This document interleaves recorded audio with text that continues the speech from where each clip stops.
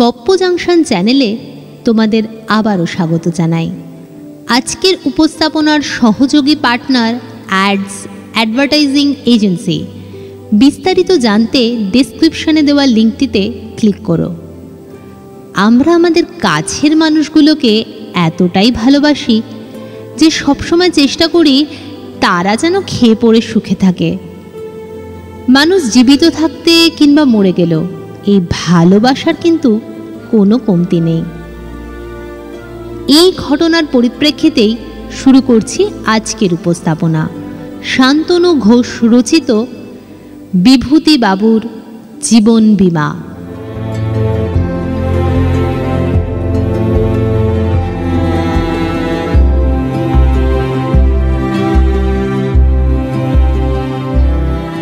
শিবনাথ বক্সী একটি নামকরা বীমা কোম্পানির কলকাতা ব্রাঞ্চের ম্যানেজার।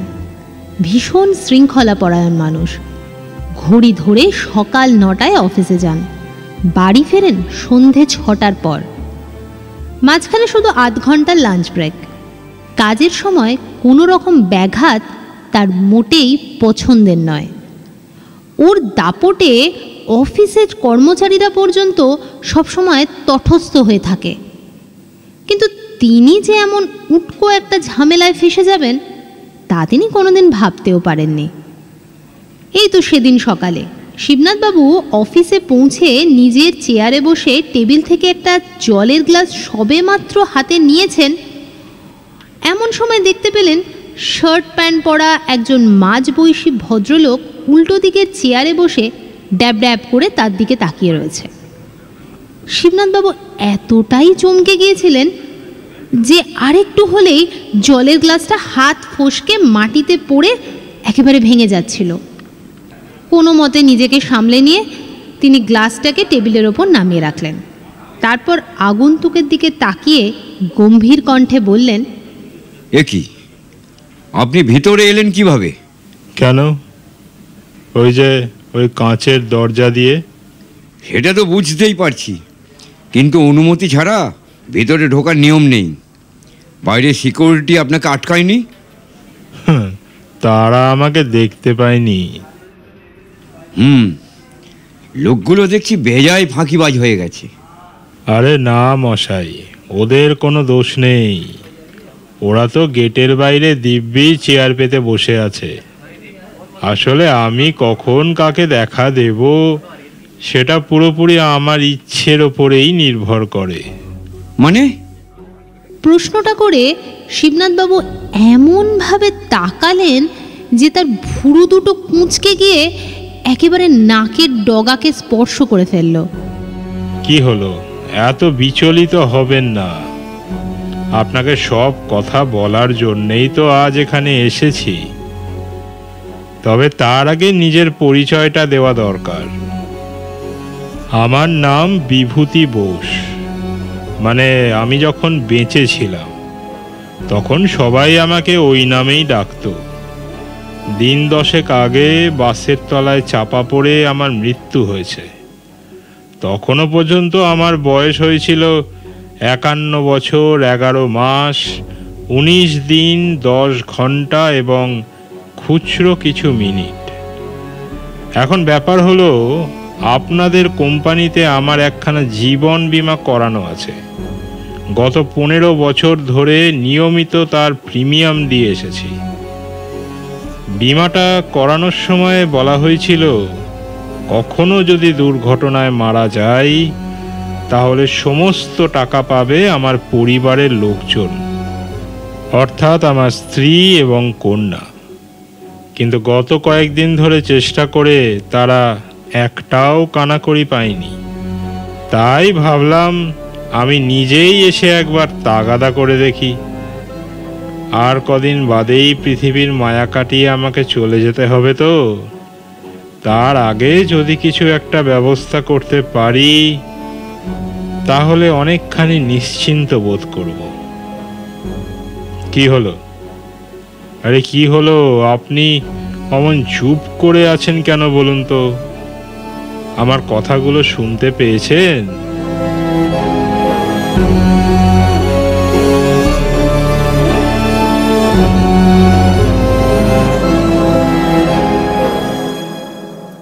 শিবনাথবাবু সব কথাই শুনতে পাচ্ছিলেন, কিন্তু ভয় আর বিস্ময় তার মুখ দিয়ে কোনো শব্দ বেরোচ্ছিল না।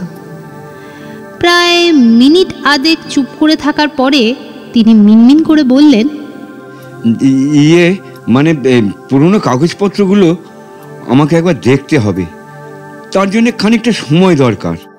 বেশ, তো আপনি যত ইচ্ছে সময় নিন, আমার তেমন কোনো তাড়া নেই। তবে ওই চেয়ার ছেড়ে আপনার কোথাও যাওয়া কিন্তু চলবে না।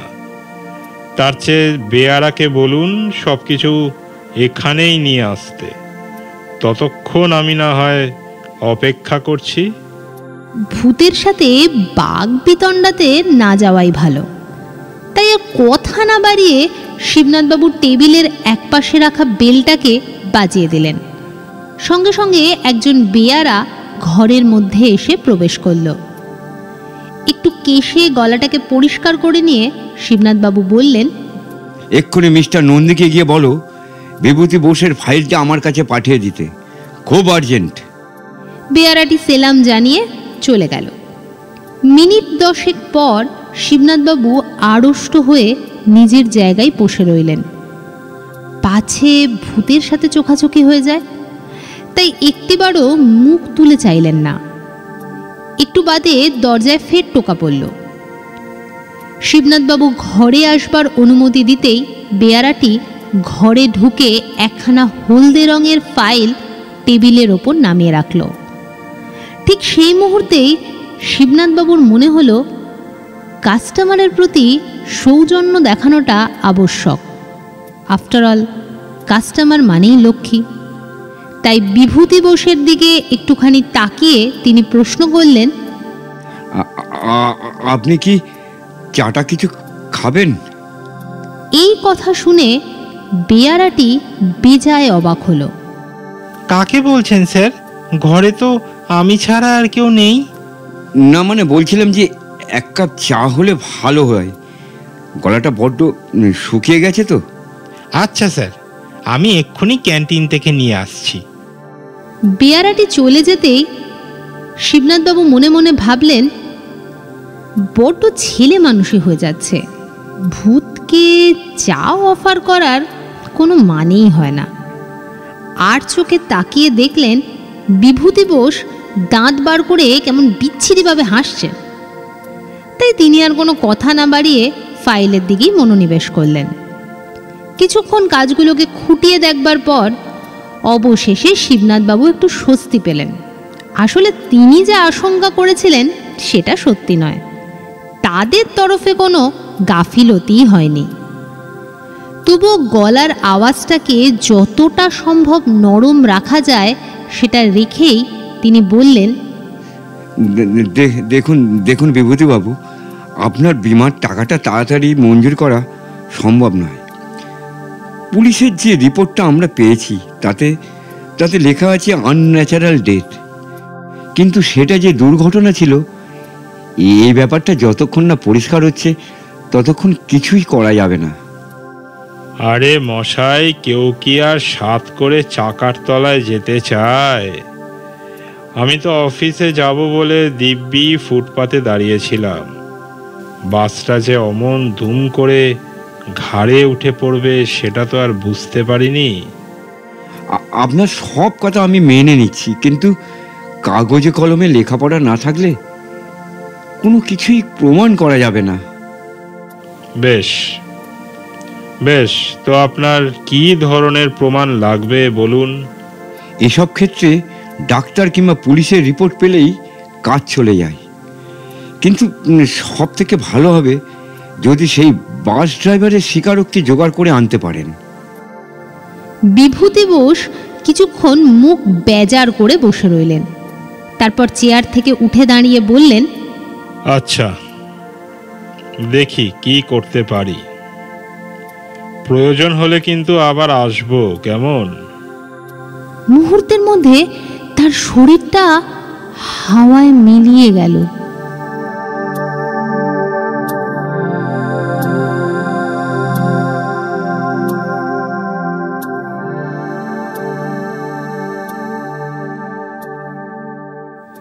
এরপর সারাদিনের ব্যস্ততায় শিবনাথবাবু প্রায় সব কিছু ভুলেই গিয়েছিলেন।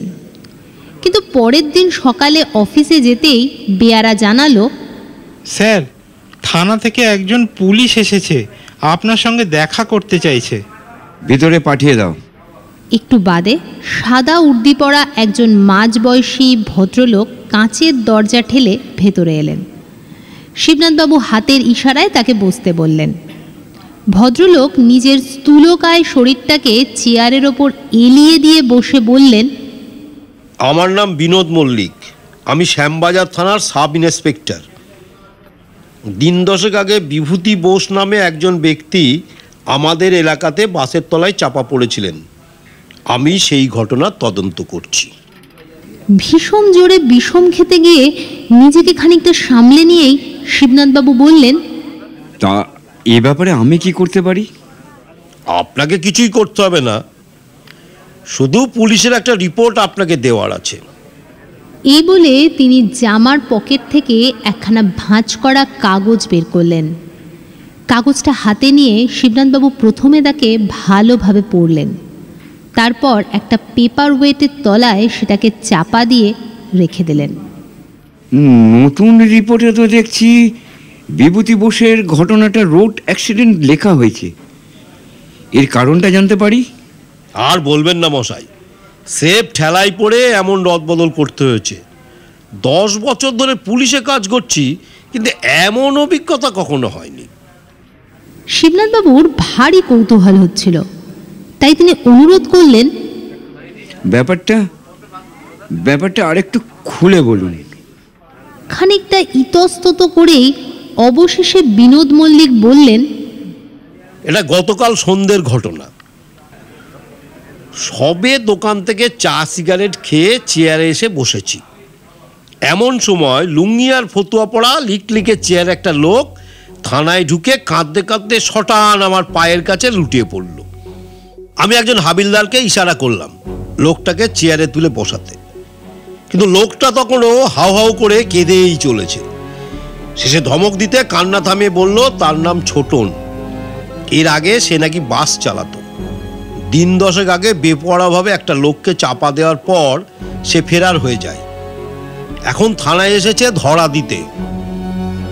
এরপর আমাদের ফাইলে বিভূতি বোসের ছবিটা দেখে ছোটন তাকে চিনতে পারে, বলে সেই লোকটা নাকি গতকাল দুপুরবেলা তার বাড়িতে গিয়েছিল।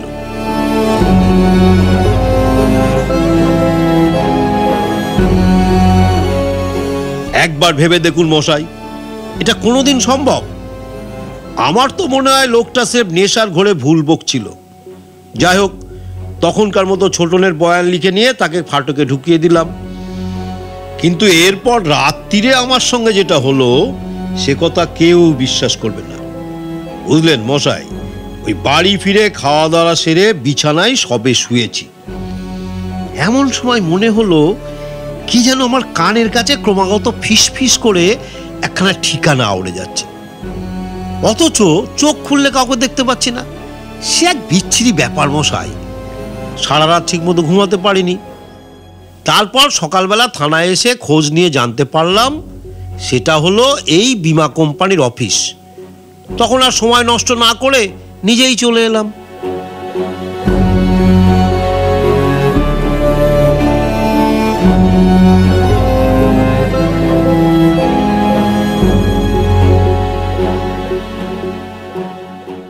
বিনোদ মল্লিক আরও 2-4টে মামুলি কথা বলে অবশেষে বিদায় নিলেন।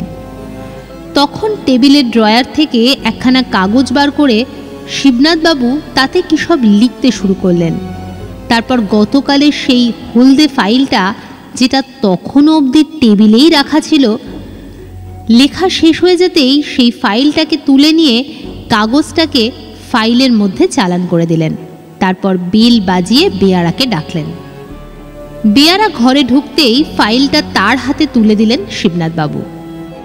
মিস্টার নন্দীকে আমার নাম করে বলবে বিভূতি বোসের কেসটা লাঞ্চের আগেই ক্লিয়ার করতে হবে, যাতে আজকেই ওর বাড়ির লোক এসে টাকাটা নিয়ে যেতে পারে।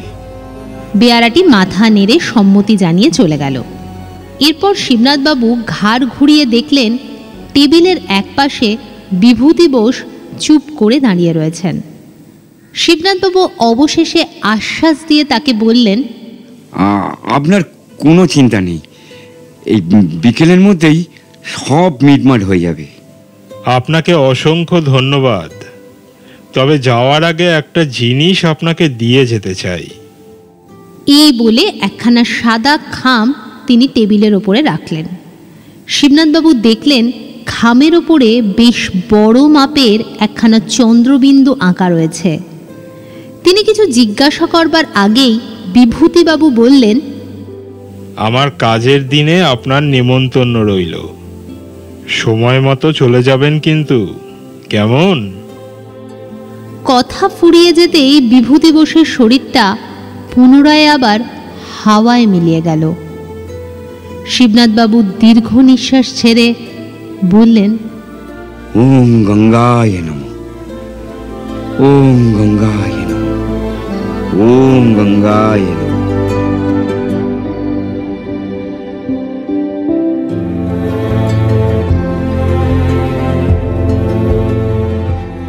আশা করি আজকের গল্পটি তোমাদের ভালো লেগেছে। যদি আমাদের উপস্থাপনা তোমাদের ভালো লেগে থাকে তাহলে অবশ্যই চ্যানেলটিকে সাবস্ক্রাইব করো, আর তোমাদের চেনা জানা বন্ধুবান্ধব আত্মীয় স্বজনদের সাথে তা শেয়ার করতে ভুলো না কিন্তু। তোমাদের এইটুকু প্রচেষ্টাই আমাদের আগামী দিনে আরও কাজ করতে উদ্বুদ্ধ করবে। তাহলে আজ এখানেই শেষ করলাম, ফেরত আসবো আবার আগামী সপ্তাহে।